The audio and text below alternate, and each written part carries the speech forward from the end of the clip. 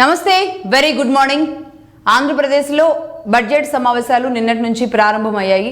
అలాగే ఇటు తెలంగాణ విషయానికి వస్తే రేపు మున్సిపల్ ఎన్నికలకు సంబంధించి కౌంటింగ్ కూడా మొదలు కాబోతుంది. ఆ ఏర్పాట్లలో ఎన్నికల కమిషన్ పూర్తిగా నిమగ్నమైంది. ఎవరి అదృష్టాలు ఎలా ఉండబోతున్నాయి, మున్సిపల్ గ్రౌండ్లో మేము ఏం చేయబోతున్నాం అనే దాని మీద చాలా ఆసక్తిగా తెలంగాణ ప్రజలు, తెలంగాణ నాయకులు ఎదురు చూస్తున్న పరిస్థితి తెలంగాణలో ఉంది. ఆంధ్రప్రదేశ్లో ప్రధానంగా ఏపీ బడ్జెట్ సమావేశాలు నిన్న గవర్నర్ ప్రసంగంతో గవర్నర్ ఏపీ ప్రభుత్వం తీసుకోబోయే ఇప్పటివరకు తీసుకున్న కార్యాచరణ విధానం గురించి గవర్నర్ ప్రసంగం ఏదైతే ఉందో దానికి అది చదవడం, నిన్న గవర్నర్ గారు చదవడం మనం చూసాం. ఆ తర్వాత ఇవాళ ఆర్థిక మంత్రి పయ్యావుల కేశవ్ గారు ఏపీలో బడ్జెట్ ప్రవేశపెట్టబోతున్నారు. మరికొద్ది గంటల్లో బడ్జెట్ సమావేశాలు కూడా ప్రారంభం కాబోతూ ఉన్నాయి. అయితే ఈ నేపథ్యంలో ఆంధ్రప్రదేశ్ ప్రజలకి నిన్న అంటే ఒక అసెంబ్లీ సమావేశాలు మొదలవుతున్నాయి అంటే ఒకప్పుడు అందరూ టీవీలకు అతుక్కుపోయి చూసేవాళ్ళు. ఈరోజు బడ్జెట్ సమావేశాలు కాదు, ఏ సమావేశం అయినా సరే పెద్దగా ఆసక్తి లేకుండా పోయింది. పర్టికులర్గా ఆంధ్రప్రదేశ్లోని అసెంబ్లీ సమావేశాల మీద అయితే అసలు ఎవరు ఆసక్తి కనబరచని పరిస్థితి ఉంది. ఎందుకంటే 2014 నుంచి ఇదే తంతు కొనసాగుతుంది. ఆనాడు కనీసం 14 నుంచి 19 వరకు రెండు పార్టీలు కాస్త కూస్తో కనబడుతూ ఉండేవి. ఆ తర్వాత కొద్దిమంది ఎమ్మెల్యేలు ఉన్నప్పటికీ కూడా టీడీపీ సభ్యులు ఎక్కడ కూడా డుమ్మాలు కొట్టకుండా వెళ్ళడం, సరే ప్రతిఘటించేవాళ్ళ, తర్వాత బయటికి గంట వేయబడేవాళ్ళ, ఏది జరిగినా సరే అసెంబ్లీలో అయితే కూర్చునేవాళ్ళు. బట్ మళ్ళీ ఈసారి మాత్రం అసెంబ్లీలో మేము కూర్చోము అన్నట్టుగా వైసీపీ బయటికి వెళ్ళిపోయిన పరిస్థితి. ఇప్పటికి మరి 2 ఏళ్ళు కావస్తుంది. సరిగ్గా ఇంకొక 2-3 నెలల్లో 2 ఏళ్ళు కావస్తుంది. ఇప్పటి వరకు ఏ సమావేశాలకు కూడా వైసీపీ హాజరు కాని పరిస్థితి ఉంది. బడ్జెట్ ఇలా వచ్చి అలా ఎందుకు వెళ్లారో అర్థం కాని పరిస్థితి. ఎందుకంటే బడ్జెట్ సమావేశాలకైనా వస్తున్నారు. వైసీపీ కూడా దీని మీద ఒక సమావేశం ఏర్పాటు చేసుకుంది అనుకున్నప్పుడు నిజంగా ఇక్కడ నుంచి ఏమైనా కొత్త వరవడు ఏమన్నా వైసీపీ ప్లాన్ చేయబోతుందేమో, మొన్నటి నుంచి ఒక విధానంగా ఉన్న దగ్గర నుంచి ఇప్పుడు కొత్తగా ఏమైనా ముందుకెళ్తుందేమో అని అందరూ అనుకున్నారు. కానీ దానికి పూర్తి భిన్నంగా జస్ట్ అటెండెన్స్ వేసుకోవడానికి మాత్రమే వచ్చి అలా వెళ్ళిపోయారు. ఇలా వచ్చి అలా వెళ్ళిపోయారు. అయితే దీని మీద అనేక రకాల సటైరిక్గా అనేక జరుగుతున్నాయి. అసెంబ్లీలో ఉన్నారు. 11 అనేది ప్రధానంగా సరే ఇటు టీడీపీ కౌంటర్లు వేసుకోవడానికో ఏ విధంగానో ఉపయోగపడుతుంది, అధికార పార్టీకి అవకాశంగా మారుతుంది. మరి ఎందుకు వైసీపీ పదే అధికార పార్టీకి ఈ అవకాశాన్ని ఇస్తుంది అనేది ఎవరికీ అర్థం కాని ప్రశ్న. ఇక్కడ తెలంగాణలో కూడా అదే. కేసీఆర్ గారు మొన్న జస్ట్ వచ్చి ఆయన కూడా 10 నిమిషాలు అరగంట కూర్చొని సైన్ పెట్టేసి ఆయన కూడా వెళ్ళిపోయారు. లేదంటే అప్పటికి కూడా ఆయన సైన్ పెట్టకపోతే కనుక అది పూర్తిగా అసెంబ్లీ ధిక్కారం కింద వస్తుంది కాబట్టి అది చేశారు. సేమ్ వైసీపీ కూడా అదే విధానాన్ని అనుసరిస్తుంది. అందులో 3 కొత్త ఎమ్మెల్యేలు ఉన్నారు. కనీసం ఆ ఎమ్మెల్యేలకి, వైసీపీ ఎమ్మెల్యేలకి అసెంబ్లీ గోడలు ఎలా ఉంటాయి, అసలు అసెంబ్లీ డిజైన్ ఎలా ఉంటుంది, అసెంబ్లీకి సంబంధించి విధానం ఎలా ఉంటుంది, అసెంబ్లీలో అనుసరించాల్సిన విధానాలు ఎలా ఉంటాయి, ఇప్పటికీ కూడా వాళ్ళకి తెలియని పరిస్థితి ఉంది. మీకు తెలిసినా తెలియకపోయినా మేము ఇంత అంటే అసెంబ్లీ దగ్గరకు వచ్చే వరకు కూడా రాజకీయం చేసేలాంటి దౌర్భాగ్యమైన పరిస్థితులకి పార్టీలు వెళ్ళిపోతే ఇంకా ఆంధ్రప్రదేశ్ బాగుపడదా, ఇక ఆంధ్రప్రదేశ్ ఇలాగే ఉంటుందా, ఏం పాపం చేసింది అసలు ఆంధ్రప్రదేశ్ అనేలాంటి పరిస్థితులు వస్తున్నాయన్నమాట. పక్కనున్న రాష్ట్రాలను చూసైనా సరే నేర్చుకోరా, ఒక్కొక్కరు ఏ విధంగా ముందుకు వెళుతున్నారు. కనీసం కేసీఆర్ గారు రాకపోయినా ఆయన పార్టీ క్యాడర్ అంతా అయినా వచ్చి కూర్చుంటుంది. జగన్మోహన్ రెడ్డి గారు రాకపోయినా ఆ 10 మంది అయినా వచ్చి కూర్చునేలాంటి ఒక బ్రాడ్ మైండ్ నాయకులుగా ఆ స్థానానికి వెళ్ళారు అంటే ఒక బ్రాడ్ మైండ్ ఉండాలి. ఆ బ్రాడ్ మైండ్ లేని పరిస్థితికి ఎందుకు కారణం అవుతుంది అనేది ఎవరికి అర్థం కావట్లేదు. అలాగే మనం ఒక విషయాన్ని 2014 నుంచి 19 వరకు ఆయన అసెంబ్లీలో జగన్మోహన్ రెడ్డి గారు చాలా కోపావేశాలతో, చాలా టెన్షన్గా, చాలా ఆవేశంగా, ప్రశాంతంగా కనబడేవాళ్ళు కాదు. ప్రతిపక్షంలో కూర్చున్నప్పుడు ఎప్పుడు బయటికి వెళ్ళిపోదామా అన్నట్టు ఉండేవాళ్ళు. అదే సమయంలో మైక్ ఇవ్వని కారణంగా నేను ప్రజాక్షేత్రంలో తేల్చుకుంటాను అని ఆవేశంగా ఆయన ఒక సవాల్ చేసి బయటకు వెళ్ళి ఆయన అనేక కార్యక్రమాలు ప్రజల్లోకి వెళ్ళడం, ప్రజల్లో తిరగడం, ఇక ఆ తర్వాత అసెంబ్లీకి రాకుండా ఆయన నడిపించారు. అంటే దాన్ని ప్రజలు యాక్సెప్ట్ చేశారు. ఒక రకంగా కోపంగా ఆయనకి మైక్ ఇవ్వలేదు కాబట్టి మా దగ్గరకు వచ్చారు అని ప్రజలు గమనించారు, ప్రజలు చూశారు, ప్రజలు ఆదరించారు. 2019లో అదే విధంగా గెలిపించారు. ఆ తర్వాత జగన్మోహన్ రెడ్డి గారు ముఖ్యమంత్రిగా డుమ్మాలు లేకుండా చక్కగా ముఖ్యమంత్రిగా మాత్రమే ఆయన అసెంబ్లీలో వెళ్ళి కూర్చున్నారు. ఇక ఇప్పుడు 2024లో అధికారంలోకి వచ్చిన తర్వాత ఏ మాత్రం ఎవ్వరు ఏమనుకున్నా సరే పట్టించుకోకుండా ఆయన అసెంబ్లీ వైపే చూడని పరిస్థితి నెలకొనుంది. ఇప్పుడు జగన్మోహన్ రెడ్డి గారు ఇన్నిసార్లు అసెంబ్లీకి రాకుండా జస్ట్ ఇవాళ కూడా వచ్చి ఒక సైన్ చేసి అవి మెడికల్ కాలేజెస్ విషయం కానీ లేదంటే అంబటి రాంబాబు గారి విషయం కానీ ఇలా కొన్ని అంశాలను తీసుకొని ప్లెకార్డులు పట్టుకొని జస్ట్ బయటకు వచ్చేసి దీన్ని క్లోజ్ చేసేశారు. అంటే రేపు ఆయన నేను అసెంబ్లీలో నా గొంతు వినిపించాలనుకున్నాను, నాకు మైక్ ఇవ్వలేదు అని చెప్పడానికి ప్రజల దగ్గర ఒక అవకాశాన్ని జగన్మోహన్ రెడ్డి కోల్పోయారు, మిస్ అయిపోయారు. ఏ అసెంబ్లీలో అయితే నాకు మైక్ ఇవ్వని కారణంగా నేను బయటకు వచ్చాను అని చెప్పాల్సిన ఒక అవసరాన్ని ఆయన మిస్ అయిపోయారు. అసలు ప్రభుత్వాన్ని ప్రశ్నించడానికి బలం ఒక్కటే కాదు, గొంతు ఉండాలి. ప్రజల పక్షాన మాట్లాడడానికి ప్రజలకి సమస్యలు ఉండాలి. ఆ సమస్యలను వినిపించే గొంతు, ఆర్ద్రత, ఆ మనసు, ఆ పొజిషను అన్నీ ఉన్నప్పుడే అసెంబ్లీలోకి వెళ్ళి మాట్లాడగలిగిన ఔదార్యం ఉంటుంది ప్రజల పక్షాన మాట్లాడాలి అని.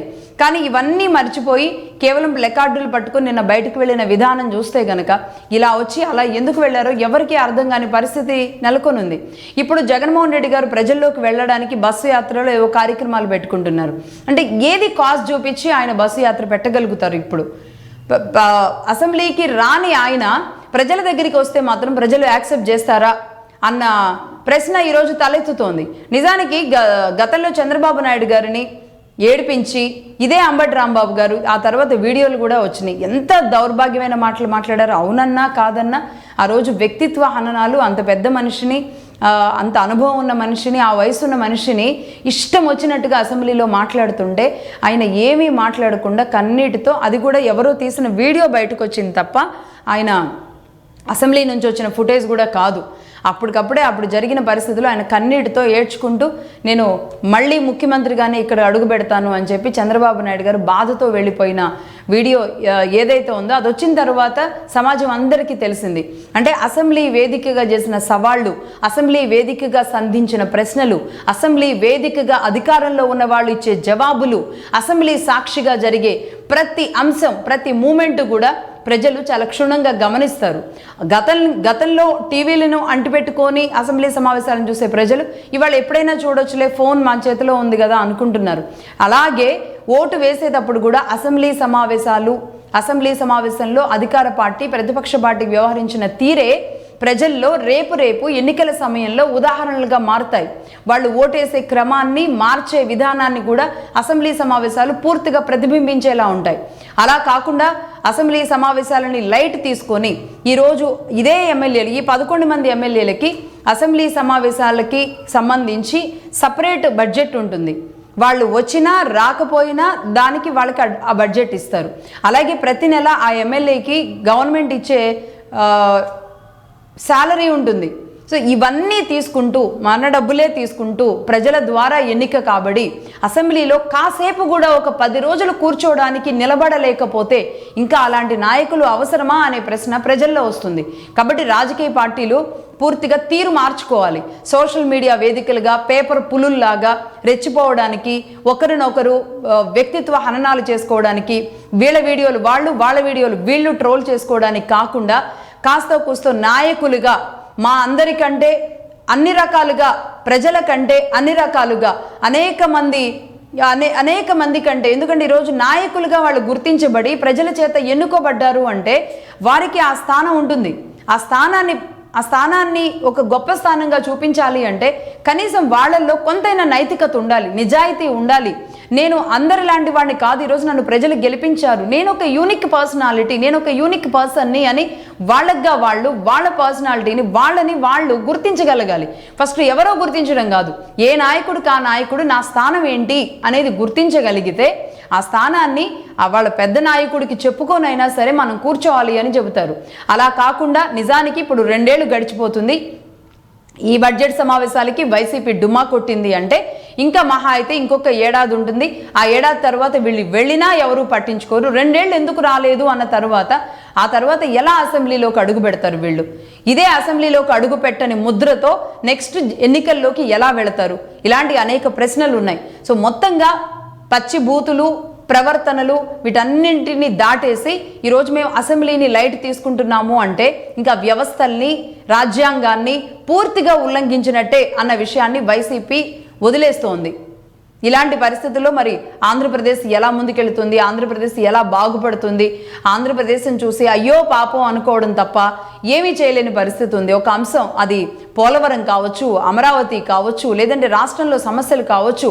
నిజంగానే మెడికల్ కాలేజెస్ విషయంలో ఒకవేళ ప్రభుత్వం తప్పే చేస్తే గనక జగన్మోహన్ రెడ్డి గారు బయట ఉండి సవాల్ చేశారు. ఏమని సవాల్ చేశారు? ఎవరైనా వచ్చారు అంటే మేము అధికారంలోకి వచ్చిన తర్వాత మేము వాళ్ళందరి మీద కేసులు కట్టేసి జైల్లో పెడతాము, వాళ్ళందరి ఇది కూడా క్యాన్సిల్ చేస్తాము అని.